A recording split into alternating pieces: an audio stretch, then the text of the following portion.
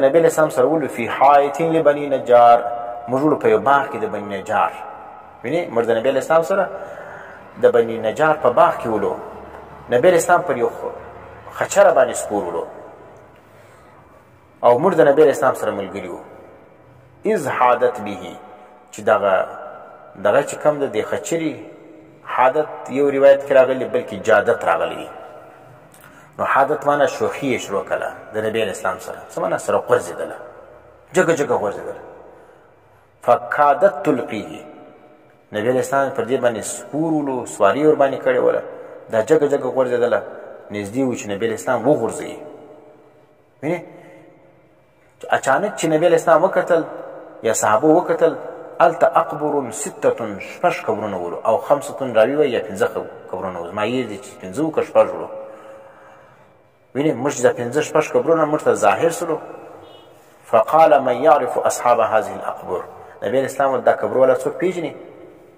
وینې یو سړي ورته وفرمیل چې هغه زه پیژنم، دا قبر والا زما شناخته ولو.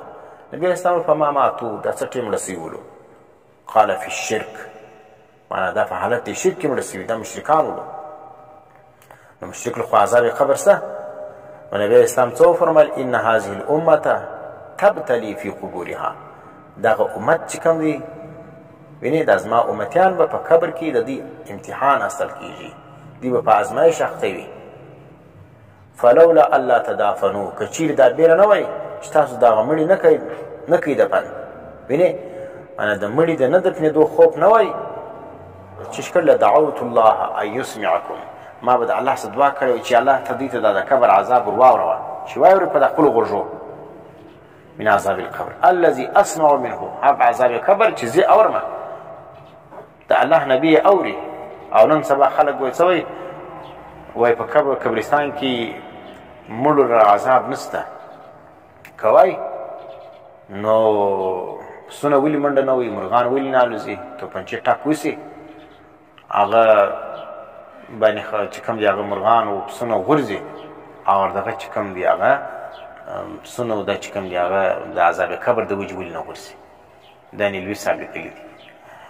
نو اوس دلته ګوره نبی علیہ السلام خپله وایي اسمع منه، د عذاب قبر زه اورمه. وینې الله که چیرې دا بیره نه وای چې مړي نه وای دفن کړي، ما به دعا کړې وای چې الله تی ته هم در واوروي، زه خو یې اورمه. اوس نبي یې اوري او دی وایي دلته عذاب نشته.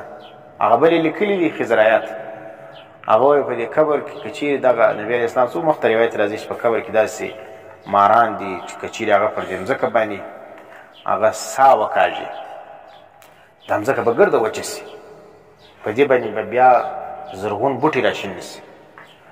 نو خضرایات لیکي وایي ګوره په دا قبر کې چې دا ماران وای نو دا مځکه اوس ولې داسې شنه او زرغونه وله.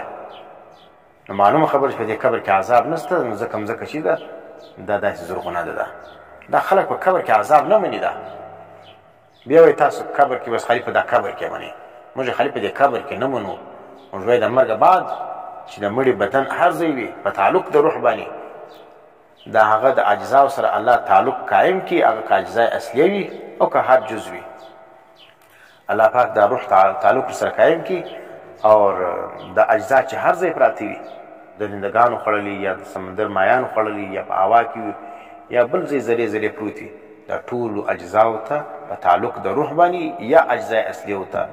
اجزای اصلیه هغه ته وایي چې د انسان د اول ژوند څخه ونیسي، د اول عمر څخه بیا تر اخر عمر پورې وینې هغه د سره فاته وي، هغه اجزاو سره په تعلق باندې انسان له به عذاب قبر دا چیز دی، دا ثابت دی. دا نو اوس نو دا خلک چې دا اصل کې دا قبر کې د عذاب انکار کوي. دا ثم اکبره بیا قبر کې عذاب انکار نه کوي، خالی د جسد عنصري اصل دی دشمنان دي. د جسد عنصري دا بدن چې دا اوس دلته دنیا کې وسیږي، دا گاییږي چې او دا من چې وینو دغه بدن دی دشمنان دي، دا بدن در عذاب نسته، بس خالی روح لره دی. الله تعالی الله پاک بل بدن ورکی، چې بل بدن ورکی بیا خدا بدن خلاص بیا غوړ څوک دی. نو دا اوس الله په قدرت کې نشته چې دا بدن ته پرته عذاب ورکی. وګور د الله د قدرت انکار دی.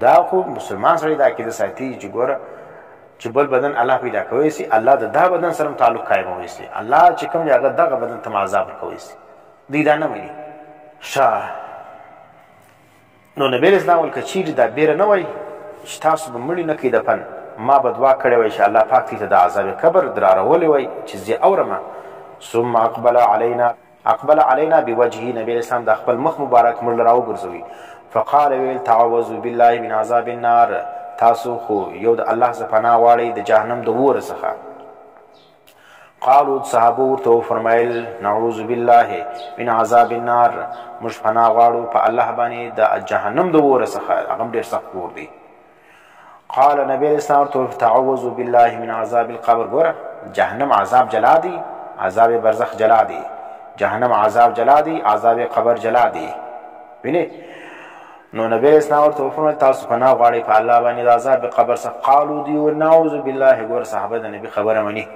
ونعوذ بالله مش پناه غواړو په الله باندې من عذاب القبر د قبر د عذاب څخه قال نبی اسلام ورته تعوذوا بالله من الفتن ما ظهر منها وما بطن